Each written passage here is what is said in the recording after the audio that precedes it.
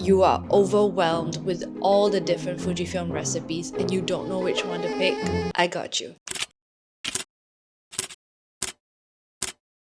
Hi guys, welcome to the channel. My name is Nicole. I love to do creative concepts and storytelling for brands on the internet. And in today's video, we're going to talk about my go-to Fujifilm recipe that I feel is super user-friendly. And if you're overwhelmed with all the Fujifilm recipe options out there and you just want one simple to use one to start you off, this is one you can consider and it might become a favorite in your toolkit. Let's go. So I'd say this Fujifilm recipe is kind of like a combination of two of the films that I really love, like real 35mm films that I love. One of them is the Portra 400 and the other is a Kodak Gold 400. So it kind of has that really nice soft tones of a Portra 400 while having a slight warmth from the Kodak Gold 400. And that is how I created this Fujifilm recipe, just kind of tweaking it here and there. And it of course starts with one of my favorite Fujifilm simulation base, which is the Color Chrome. Classic chrome. Now all these photos are just straight out of the camera. All I did was straighten them, which I usually like to do if I didn't shoot it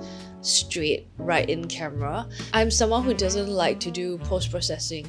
I think the good thing about the Fujifilm system is that it really saves you a lot of time from having to edit. Of course you can go and take your photos and edit, but you don't have to if you don't want to. I think straight off the camera, the photos look really nice. And sometimes when you are on a trip, for example, I went to Japan for like 9 or 10 days, or if I traveled to Taiwan for 7 days, and if I'm shooting every day, I don't want to come back and have a backload of photos to edit because I would probably not get to it, okay? I'm one of those people where if you're trying to get a photo from me and it's not about work, meaning there's no pressure of like somebody giving me money to like exchange for photos, chances are you might never see the photo. But that's just me because I do not like photography admin, okay? Photography admin is scrolling through the photos, editing them, and then disseminating them so that everybody can see. And looking at the computer, that's also like, I want to reduce as much of that as possible because when I go to work, okay, honestly, I work in my house, so like when I walk to my other room to work, a lot of my days are spent just purely looking at the screen, at the computer, like just non-stop throughout the whole day. So the last thing I want to do on my off time is to look at the screen more. So that's why I do enjoy shooting with the Fujifilm system, because I do not have to do that much editing. And I'm also someone who doesn't like my photos to look too edited. So to each his own, and you find a post-processing workflow that works for you. I named this Fujifilm recipe Sunnies and Cream because it just has that very nice creamy feel, and it's a little bit on the warm side, like nice, cozy, happy, that kind of vibes. I find it to be a very easy to use Fujifilm because it works great on human skin. So if you do any portrait looks, it looks great. When you are taking photos while you travel, a lot of times you take photos of people and your food and also the landscape and buildings.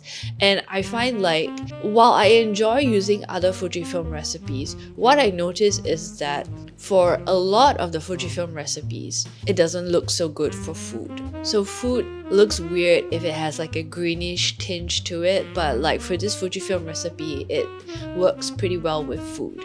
But it's really down to your personal preference. So if you'd like to find out more about my favorite way to approach Fujifilm recipes and doing all the little adjustments so that it helps you capture the mood of how you're feeling during a particular trip or a travel or event that you are trying to capture from memory, you can head over to my video where I talk about my personal take on Fujifilm recipes. And if you live in Southeast Asia and you want to see how this Fujifilm recipe looks like in Singapore, you can also watch my video over here to check out some samples. I hope having this recipe helps to ease you in to your Fujifilm photography and travel photography experience. Let me know if you tried it out, and yeah, I hope you really enjoyed this Fujifilm recipe. But of course, if it doesn't work for you, no worries. Tweak it to the look that you love, and I think that photography is really a very personal expression, and all these little preferences that you have make your photography unique to who you are. Hope you enjoyed this video. If you like it, give it a thumbs up and follow along the channel, because I actually did end up experimenting much more with different types of Fujifilm recipes in Japan, and I even shot black and white. I was a little bit scared of shooting black and white, but I really am so glad that I did, because it was just magic.